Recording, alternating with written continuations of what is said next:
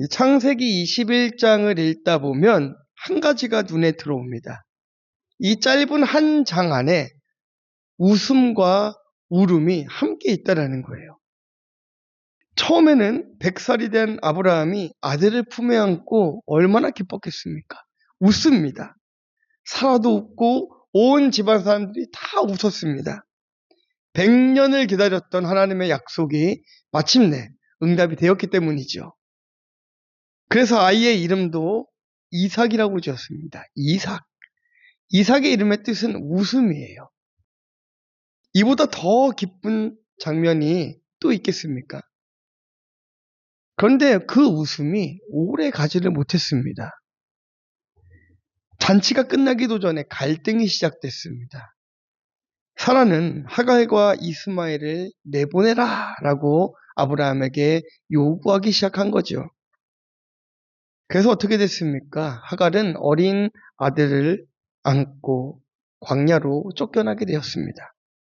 물이 떨어지고 더 이상 걸어갈 힘도 없이 아이를 떨기나무 아래에 두고 저 멀리 앉아 울기 시작합니다. 같은 장이에요. 한쪽에서는 웃음이 들리고 다른 한쪽에서는 울음이 들립니다. 그러니까 우리는 여기서 질문이 생깁니다. 하나님은 왜 이렇게 기쁘게 약속을 이루는 날에도 눈물을 허락하셨을까요? 살다 보면 우리도 비슷한 경험을 하게 되는 것 같아요. 오랫동안 기도했던 일들이 이루어졌는데 또다시 문제가 찾아옵니다. 기도의 응답이 끝이 아니라 새로운 시작이 되는 순간들이 있다는 것이죠. 오늘 말씀은 우리의 눈물이 하나님의 약속이 실패했다는 증거가 아니라 하나님께서 약속을 이루어 가시는 과정임을 보여주는 것입니다. 자, 오늘 말씀을 통해서 웃음 속에서도 눈물 속에서도 신실하게 일하시는 그 하나님을 만나보기를 주님의 이름으로 축원합니다. 자, 우리 첫 번째는요. 하나님의 약속은 반드시 이루어집니다. 7절과 8절만 함께 읽어보도록 하겠습니다. 또 이르되 사라가 자식들을 젖먹이겠다고 누가 아브라함에게 말하였으리요마는 아브라함의 노경에 내가 아들을 낳았도다 하니라. 아이가 자라매 젖을 떼고 이삭이 젖을 떼는 날에 아브라함이 큰 잔치를 베풀었더라. 아멘. 기다림이 길어질수록 사람은 포기하는 법을 배우게 됩니다. 그러니까 처음에는 기대해요. 와, 언젠가는 되겠지. 언젠가는 변하겠지. 조금 더 기다려봅니다. 이제는 되겠지. 그러다 안 되면 다시 기도합니다. 자, 그런데 시간이 계속 지나면은요, 이게 일정한 시간이 아니라 그 시간이 훨씬 더 넘어버리면은 그 순간부터는 기대하지 않습니다. 기도는 하지만 마음은 이미 내려놓아요. 아브라함과 사라가 그랬습니다. 처음에 하나님께서 하신 약속을 듣고 얼마나 흥분했겠어요. 내가 너에게 아들을 주겠다. 여러분 생각해 보십시오. 그 늦은 나이에 자녀가 없는데 하나님께서 아들을 주시겠다고 하니까 얼마나 들떴겠습니까? 얼마나 기쁘겠습니까? 그 약속 하나를 붙잡고 가나안까지 왔어요. 본토 친척 아비집을 떠나 가나안까지 왔단 말입니다. 그런데 1년이 지나고 5년이 지나고 10년째가 지나도 아무런 일이 벌어지질 않았어요. 20년이 지났습니다. 아무 일도 벌어지지 않았어요. 25년이 지났습니다. 이제 아브라함은 100살이 되었어요. 사라는 90살입니다. 누가 보아도 가망이 없고 끝났습니다. 그런데 오늘 본문은 아주 담담하게 시작하는 거예요. 여호와께서 말씀하신 대로 사라를 돌보셨고, 그리고 그 뒤에 뭐라고 합니까? 말씀하신 대로 행하였으므로 라고 하고 있습니다. 성경은 같은 말을 2번 하고 있어요. 말씀하신 대로, 말씀하신 대로.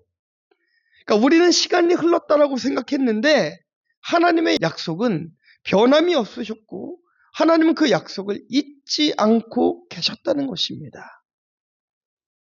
우리는 늦었다라고 생각했는데 하나님은 가장 정확한 때에 일을 하셨습니다.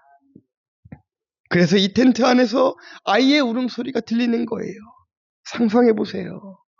100살의 아브라함이 아이를 안고 있습니다. 평생 바라던 아들입니다. 평생. 사라는 그 모습을 보며 웃었습니다. 아니죠. 그동안의 눈물이 웃음으로 바뀌었습니다. 그래서 말하는 거예요. 하나님이 나를 웃게 하시니. 저는 이 말씀을 묵상하면서 웃게 하셨다라는 말이 참 마음에 많이 남았습니다. 좀 뻔뻔하죠, 사라가. 우리 창세기 18장 할 때 기억나시나요? 그때도 사라가 웃었습니다. 그때는 왜 웃었습니까? 너무 어이가 없어서 웃었어요. 지금 내가 이 나이에 아이를 낳는다고? 그게 가능하겠어? 할 수 없다는 웃음이었어요. 그런데 오늘은 어떻게 바뀌었습니까? 오늘은 좀 다릅니다. 하나님이 하셨구나. 이것의 기쁨의 웃음이었습니다. 같은 사람이 웃는데 웃음의 이유가 달라졌어요. 저는 이 부분을 묵상하다가 제 모습을 보게 되었습니다. 저도 하나님을 믿는다라고 하면서 속으로는 설마 할 때가 있습니다. 여러분 이상하죠? 보통 우리가 교회 가면은요, 몇 명을 목표로 기도합니까? 좀 작은 교회 가면 대부분이 300명입니다. 아시죠? 기본 때문에 그래요. 같은 그 기본의 300명사 때문에 맨날 300명이에요. 저도 맨날 300명 했습니다. 네. 그런데 자꾸 힘든 거예요. 그래서 이게 아니구나. 내가 좀 가능한 목표를 세우자 해서 제가 우리 70명을 먼저 만듭시다라고 그렇게 제안을 드린 거예요. 기도는 했는데 그 300명을 놓고 기도할 때도요. 기도는 하는데 안 믿어지는 거예요. 안 믿어지는 기도를 입술로만 하고 있습니다. 기도는 해요. 하지만 마음 한편에서는 이미 안 될 거라고 생각을 하고 있는 것입니다. 하나님은 하실 수 있다라고 말하면서도 제 삶에서는 하나님을 제가 가지고 있는 상식 안에 가두고 있는 거예요. 그런데 하나님은 언제나 저의 생각보다 크셨습니다. 제 계산보다 앞서 일하셨고 제 시간보다 정확하게 일하셨습니다. 제가 탈북 선교를 서원한 게 중학교 3학년 때입니다. 네. 그래서 여러분 장소 선택을 잘 하셔야 돼요. 하필 하나님 앞에 은혜 받고 처음 선 곳이 압록강 앞이어서 제가 눈에 딱 뭐가 보였냐면요. 민족의 태양 김정일 장군 만세. 거룩한 분노가 막 치밀어 오르잖아요. 민족의 태양 예수님 만세도 아니고 민족의 태양 김일성 장군 만세 딱 보는 순간에 주님 저는 탈북 선교 저 북한을 위해 선교하겠습니다. 여러분 서원을 잘 하셔야 됩니다. 이리 피하고 저리 피하고 제가 가장 잘할 수 있는 사역들만 했어요. 코스타에서 찬양 사역을 하고 선교단체에서도 찬양 사역을 하면서 가르치는 사역을 하면서 교회에서도 예배팀 사역, 학생부 사역 이렇게 하면서 제가 잘하는 사역들을 해왔습니다. 그러다가 제가 탈북 사역을 하게 될 때에는 제가 원해서 그들을 만난 게 아니고 그들이 먼저 저를 따라왔어요. 그러니까 하나님께서 오죽 답답하셨으면은 지금 제가 탈북 선교를 해야 되는데 안 하고 있으니까 하나님이 정해놓은 그 시간에 만나게 하신 거예요. 아시죠? 중국 심양에서 거짓골을 한 친구가 저를 졸졸 쫓아다녔습니다. 저는 스토커인 줄 알았어요. 내가 남자가 좋아할 스타일은 아닌데 왜 자꾸 나를 쫓아다니지? 거짓골을 하고 그것도. 네. 근데 그분이 탈북자 아니었습니까? 그로 인하여서 탈북 사역이 시작된 거였습니다. 저는 이리 피하고 저리 피하고 생각하지도 못했고 잊고 지냈는데 하나님은 하나님의 시간에 하나님의 때에 그 약속을 잊지 않으시고 이루어 가시더라는 것입니다. 돌아보면 제 인생에도 그런 일들이 참 많았어요. 그때마다 깨닫습니다. 웃는 것은 제가 아니라 하나님이었다라는 거예요. 봐라, 내가 할 수 있다고 하지 않았냐? 하시는 것만 같았어요. 아들을 얻은 기쁨 그뿐이 아니었습니다. 약속을 이루시고 끝까지 지키시는 하나님을 다시 만난 기쁨의 웃음이 사라에게 터져나왔던 것입니다. 그런데 여러분, 성경은 이 웃음을 오랫동안 붙잡고 있질 않습니다. 잔치가 벌어졌어요. 웃음이 가득합니다. 이제 모든 것이 평화롭고 끝난 것 같아 보였습니다. 그런데 바로 그 집 안에서 또 다른 이야기가 시작이 됩니다. 네, 궁금하시죠? 네, 적용 질문 먼저 드리겠습니다. 지금 내가 가장 오래 기다리고 있는 하나님의 약속은 무엇입니까? 나는 하나님을 믿는다고 말하면서 속으로 안 될 거야 라고 생각하는 일이 있습니까? 하나님이 이미 내 삶에 이루어 주셨는데도 나는 너무 쉽게 잊고 있는 은혜는 무엇입니까? 우리는 하나님께서 약속을 이루어 주시면 모든 것이 행복해질 것이라고 생각합니다. 그러나 창세기 21장은 그렇지 않다라고 말합니다. 약속이 이루어진 뒤에도 바로 문제가 나타나기 시작했습니다. 두 번째입니다. 응답 이후에도 우리는 하나님의 말씀을 선택해야 합니다. 9절부터 14절까지입니다. 다 같이 읽도록 하겠습니다.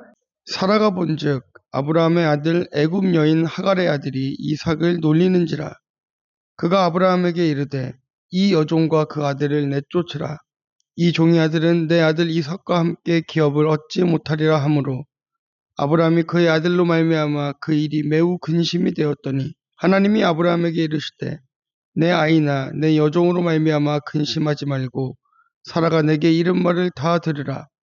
이삭에게서 나는 자라야 내 씨라 부를 것임이니라. 그러나 여종의 아들도 내 씨니 내가 그로 한 민족을 이루게 하리라 하신지라. 아브라함이 아침에 일찍 일어나 떡과 물 한 가죽 부대를 가져다가 하갈의 어깨에 메어주고 그 아이를 데리고 가게 하니 하갈이 나가서 브엘세바 광야에서 방황하더니. 아멘. 여러분, 조금 전까지만 해도 사라가 웃고 있었습니다. 25년을 기다렸던 약속이 이루어졌죠. 이삭도 태어났고 마을 잔치가 막 열렸습니다. 자, 그런데 성경은 그 잔치를 오랫동안 보여주질 않아요. 갑자기 분위기가 바뀝니다. 본문은 아주 짧게 말하고 있어요. 사라가 본즉, 사라가 지금 본 것은 이스마엘이 웃고 있는 장면을 보았습니다. 그 모습을 보는 순간 마음이 흔들렸어요. 참 이상하죠. 아들을 얻고 기도가 응답됐는데 그런데도 마음이 평안하지가 않은 거예요. 왜 그랬을까요?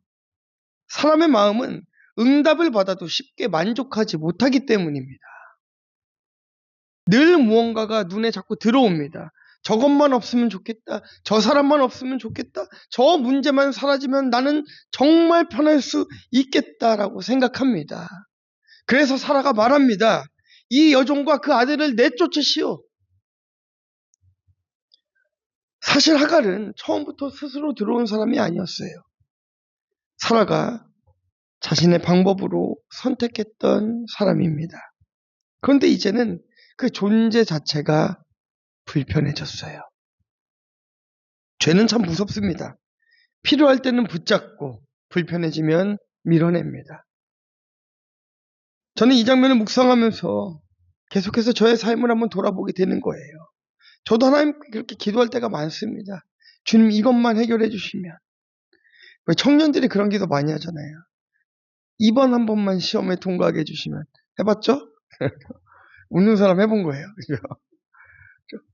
2번 한 번만 도와주시면. 그 2번 한 번만 언제까지 하실 것입니까? 언제까지 할 거예요. 그죠? 죽을 때까지 하면 할 겁니다. 2번 한 번만. 2번 한 번만. 그런데 하나님이 해결해 주시면 감사하기보다는 또 다른 부족함을 자꾸 바라보게 됩니다. 하나님보다 문제가 더 크게 보이는 거예요. 은혜보다 부족함이 더 크게 보일 때가 너무나 많습니다. 그래서 여러분, 문제는 환경이 아닙니다. 우리의 시선이에요. 우리가 무엇을 바라보고 살아가느냐, 이것이 우리의 마음을 결정합니다. 그런데 오늘 본문에는 또 다른 한 사람이 있어요. 아브라함입니다. 성경은 말하죠. 아브라함이 그의 아들로 말미암아 그 일이 매우 근심이 되었다고 합니다. 근심이. 아브라함도 괴로운 거예요. 이스마엘도 자신의 아들이잖아요. 아비된 마음으로 그걸 어떻게 보낼 수 있겠습니까? 남편으로서 사라의 말도 무시할 수가 없었어요. 어떻게 해야 될지 알 수가 없었습니다. 그때 하나님께서 말씀하십니다. 근심하지 말라. 어떻게 하라고 합니까? 사라의 말을 들으라. 내가 이삭에게서 내 씨를 이을 것이다. 참 여기서 하나님께서는 살아가는 지혜를 알려주십니다. 어떤 지혜입니까? 여자 말을 잘 듣자. 사라 말을 잘 듣자. 아브라함은 자기 감정을 따라 결정하지 않았습니다. 하나님의 말씀을 따라 순종했어요. 다음날 아침 아브라함은 떡과 불을 준비하고 하갈과 이스마엘을 보냅니다. 쉽지 않은 순종이에요. 그러나 믿음은 내가 편한 길을 선택하는 게 믿음이 아닙니다. 하나님의 말씀을 선택하는 게 믿음이에요. 마찬가지예요. 응답을 받은 이후에도 여러분 갈등은 찾아옵니다. 지금 여러분이 가지고 있는 그 고난과 그 갈등, 해결할 수 없는 모든 일들이 지나가면 아무 일도 안 생길 것 같지만 또 다른 갈등은, 또 다른 고난은, 또 다른 문제는 다시 찾아온단 말이에요. 그래서 우리는 언제나 그 갈등과 문제를 바라보는 것이 아니라 약속을 이루신 그 하나님을 바라보며 살아가는 것이 중요한 것입니다. 결정해야 되는 순간에 갈등이 찾아오는 거예요. 여러분 그렇지 않습니까? 내가 죄를 끊어야겠다. 끊어야 되는 순간에 갈등이 찾아옵니다. 네. 내가 다시는 이렇게 해야 되지 하면 안 되겠다. 그 순간에 갈등이 찾아옵니다. 네. 제 친구가요. 10년을 금연을 했어요. 10년. 와, 내가 이제 예수 믿고 담배를 끊어야겠다. 금연한 지 10년이 됐습니다. 저번 주에 전화가 왔어요. 전화가 와서 그럽니다. 왜? 그랬더니 다시 폈어. 그러더라고요. 그래서 10년을 끊었는데? 그랬더니 그러니까 10년을 끊었는데도 안 되더라. 자, 여러분. 우리는요. 10년이 아니고 20년이 아니고 30년이 지나도요. 죄의 문제는 날마다 우리는 해결되는 게 아니라 참는 거예요. 참는 거. 견디는 거예요. 그래서 삶은 사는 게 아닙니다. 뭐죠, 그러면? 살아내는 거예요. 삶은 살아내는 것입니다. 아브라함도 괴로웠습니다. 그러나 하나님께서 약속하신 그 말씀을 살아내야 되기 때문에 그 아픈 마음을 뒤로하고 아브라함은 하갈과 이스마엘을 보내는 결정을 한 것입니다. 적용 질문 드립니다. 하나님이 이미 주신 은혜보다 자꾸 눈에 들어오는 문제는 무엇입니까? 나는 지금 감정을 따라 결정하고 있습니까? 하나님의 말씀을 따라 결정하고 있습니까? 순종하기 어려운 말씀이지만 하나님께서 내게 붙들라고 하시는 말씀은 무엇입니까? 그렇게 하갈은 광야로 향합니다. 사람의 눈에는 버려진 것처럼 보였습니다. 이 이야기가 여기서 끝난 것만 같아요. 그러나 하나님은 사람이 떠난 자리에서도 일하고 계셨습니다. 광야는 하나님의 이야기가 끝난 곳이 아니라 하나님이 다시 시작하는 곳이었습니다. 마지막 세 번째입니다. 하나님은 광야에서도 우리의 부르짖음을 들으십니다. 우리 15절부터 21절까지 다 함께 봉독하겠습니다.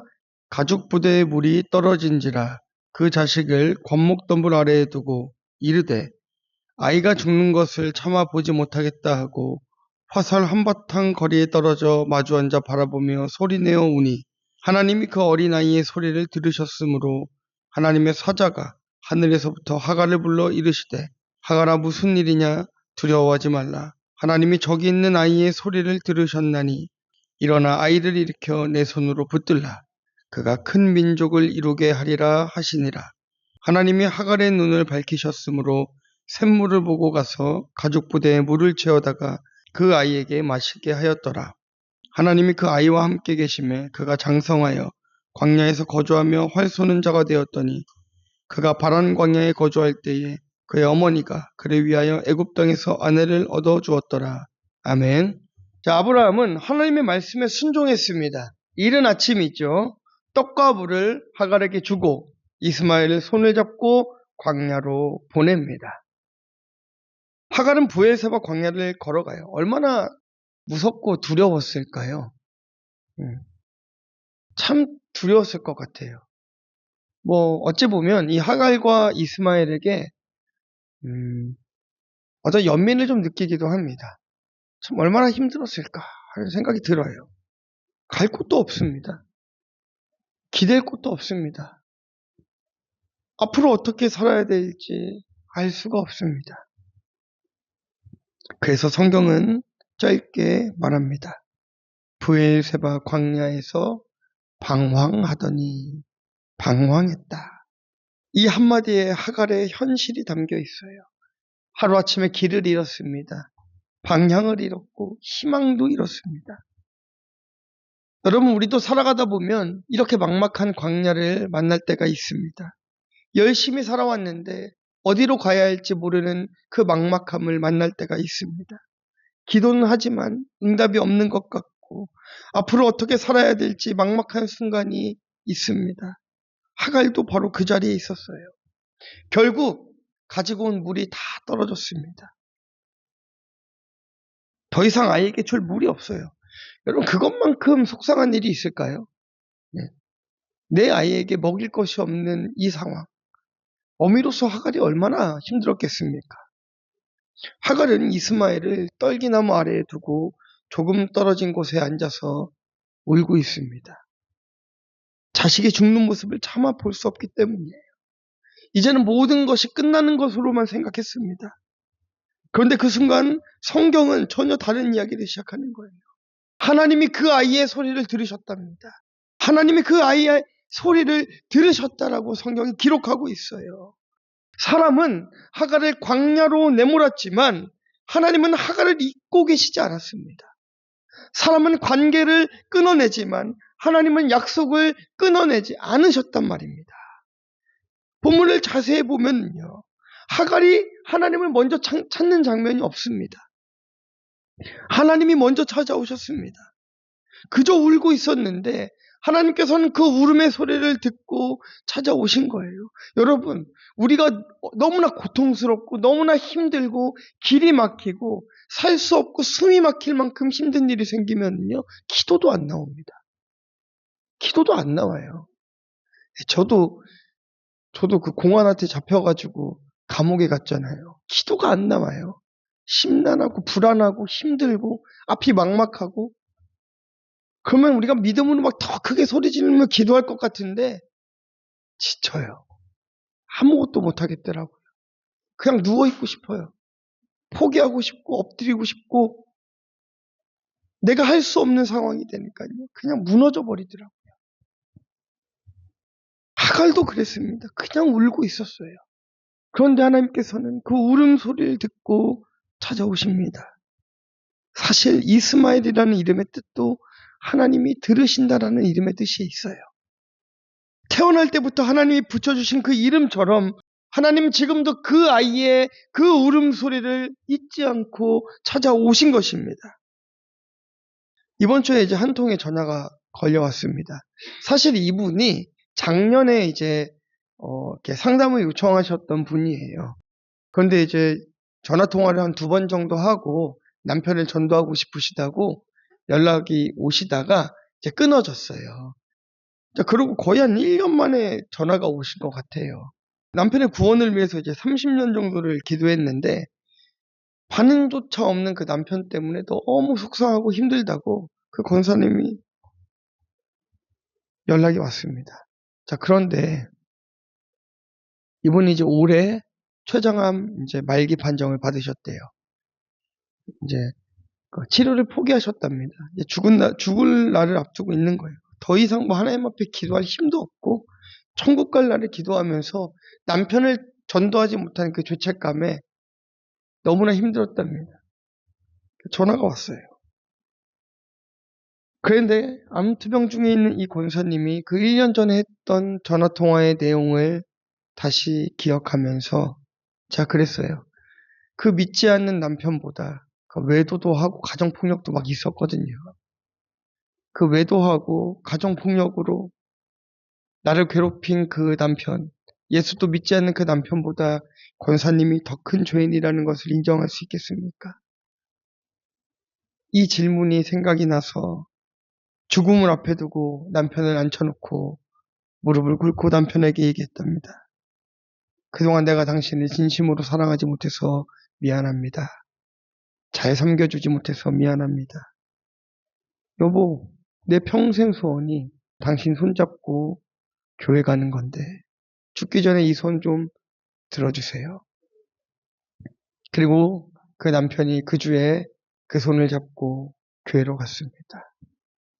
그렇게 뜨겁게 그 부부가 눈물을 흘리며 30년 만에 화해를 했습니다. 네. 각방을 썼어요. 30년 동안. 초장한 말기 죽음을 앞두고 합방을 했어요. 그리고 이렇게 말씀하십니다. 저는 남편을 변화시키려고 30년을 기도했는데 돌아보니 그 30년은 남편보다 저를 먼저 바꾸고 있는 시간이었습니다. 라고 고백하시더라고요. 참 우리도 그래요. 기도가 나오지 않을 때가 있어요. 무슨 말을 해야 될지 모르는 만큼 지칠 때가 있습니다. 눈물만 흐를 때가 있어요. 그러나 하나님은 우리의 말보다 먼저 우리의 신음과 눈물을 들으시는 분이에요. 여러분이 소리내서 기도하지 못하고 흐느끼고 있어도 하나님은 그 눈물의 소리를 듣고 계십니다. 내가 너무 힘들고 지쳐서 말 한마디 못하고 있어도 하나님은 그 마음으로 울고 있는 그 소리를 듣고 우리를 찾아와 주시는 분이라는 거예요. 그래서 우리 하나님께서는 이 하갈을 찾아가서 이렇게 말씀하십니다. 두려워하지 말라. 광야에서 먼저 들려왔던 음성은 그러니까 네가 왜 이스마엘을 낳았느냐? 왜 아브라함에게 갔느냐? 이런 정죄와 책망 이런 것이 아니라 위로였습니다. 두려워하지 말라. 그리고 하나님은 하갈의 눈을 열어주십니다. 그제서야 우물이 보이는 거예요. 하나님은 광야를 없애지 않으셨습니다. 광야 한가운데서 살 길을 열어주셨습니다. 우리 삶의 광야를 없애주신 것이 아닙니다. 고난을 없애주신 것이 아니에요. 그러나 그 고난과 광야, 해결되지 않는 문제와 앞이 보이지 않는 사건 속에서 하나님은 함께하고 계십니다. 믿음이란 광야가 없는 삶이 아니라 광야에서도 하나님이 함께 하심을 믿는 삶인 것입니다. 마찬가지로 예수님은 죄인들을 찾아오셨어요. 잃어버린 자를 찾아오셨습니다. 우리가 뭔가를 잘해서 주님이 우리를 찾아오신 게 아니에요. 여러분이 조금 더 똑똑해서 조금 더 의인이어서 조금 잘나서가 아닙니다. 우리는 100% 죄인이에요. 하나님이 100% 오르시기 때문에 우리는 100% 죄인입니다. 이 100% 죄인된 우리를 찾아오신 건 바로 하나님이라는 거예요. 내가 주님을 찾아간 것이 아니라 하나님이 우리를 부르신 것입니다. 그래서 이제 우리는 광야를 지나더라도 버려진 사람이 아닙니다. 하나님의 구원은 언제나 사람이 하나님을 먼저 찾아가는 것으로 시작되는 것이 아니라 하나님께서 먼저 찾아오시는 은혜로 시작되는 것을 믿으시기를 주님의 이름으로 축원합니다. 광야 같은 길을 걷고 있더라도 실망하고 포기하지 마십시오. 하나님이 찾아오실 것입니다. 적용 질문 드립니다. 지금 내 삶에서 가장 광야처럼 느껴지는 곳은 어디입니까? 기도조차 나오지 않을 만큼 지친 일이 있습니까? 오늘 하나님께서 두려워하지 말라고 말씀하신다면 나는 어떤 두려움을 주님께 맡겨야 하겠습니까? 결론입니다. 오늘 창세기 21장은 웃음으로 시작했습니다. 하지만 갈등을 지나고 광야에서 눈물로 이어졌습니다. 우리의 삶에도 눈물은 있습니다. 우리의 삶에는 눈물이 있지만 하나님의 약속은 결코 멈추지 않을 것입니다. 여러분, 약속은 이루어졌는데 왜 우리는 계속 울고 있습니까? 응답 이후에도 갈등이 있고 광야를 지나야 될 때가 있기 때문입니다. 그래서 오늘 본문이 우리에게 주는 소망은 이것입니다. 우리의 삶에 눈물은 있어도 하나님의 약속은 결코 멈추지 않습니다. 하나님은 약속을 이루셨고 말씀으로 우리를 인도하시며 광야에서도 우리의 부르짖음을 들으시는 하나님이라는 사실을 믿는 저와 여러분들 되시기를 주님의 이름으로 축원합니다. 우리 기도하기 전에 잠시 생각해 봤으면 좋겠어요. 여러분 광야 생각만 해보십시오. 끝도 없는 그 사막과 광야에 물 한 방울 없이 내 아들이 누워 있으면요, 저는 무슨 짓을 해도 물을 찾고 싶을 것 같아요. 그런데 그 광야에서 내가 아무리 노력해도 해결이 안 됩니다. 안 돼요. 여러분 그런 사건, 그런 갈등 없습니까? 청년들이 노력을 안 합니까? 열심히 살잖아요. 최선으로 살잖아요. 근데 마음대로 취업이 되든가요? 안 돼요. 내가 원하는 대로 안 돼요. 그래서 한 번, 두 번 하다가 지칩니다. 무너져요. 내 힘으로 할 수 있는 게 아니거든요. 보장되어 있으면 하겠어요. 근데 그렇지가 않아요. 어른들은 어떻습니까? 내가 열심히 살아서 내 자녀도 맛있는 거 먹여주고 싶고 잘 살게 해주고 싶고 어떻게든 한번 해보고 싶어요. 그런데 안 돼요. 어려워요. 사역도 똑같아요. 어떻게든 교회를 살려보고 싶고 막 일으켜보고 싶고 해보고 싶은데 안 돼요. 광야예요, 광야. 그럼 우리는 어떻게 해야 됩니까? 취업은 어떻게 해야 돼요? 우리 자녀들 어떻게 길러야 되고 여러분 삶은 어떻게 해야 되고 이 교회는 어떻게 해야 됩니까? 그러나 지금 우리의 삶이 해결할 수 없는 문제로 덮여 있을지라도 하나님의 약속은 변함이 없기 때문에 하나님의 시간에 하나님이 정해주신 그 날에 여러분의 기도가 응답되어지고 우리의 문제가 해결되는 그날이 반드시 올 것입니다. 우리 잠시 기도하기 원합니다. 하나님, 정말 울고 싶습니다. 광야입니다. 내 삶에 이 갈등이 멈추지 않고 문제가 해결되지가 않습니다. 주님, 광야 같습니다. 그래서 물 한 방울 내가 구할 수 없는 상황이나 하나님 그 약속 붙들고 내가 견뎌보겠사오니 하나님 도와주시옵소서. 그 시간이 너무 길지 않도록 하나님께서 도와주시옵시고 버틸 수 있는 힘을 허락하여 주시옵소서. 다 함께 통성으로 주님 앞에 기도하도록 하겠습니다.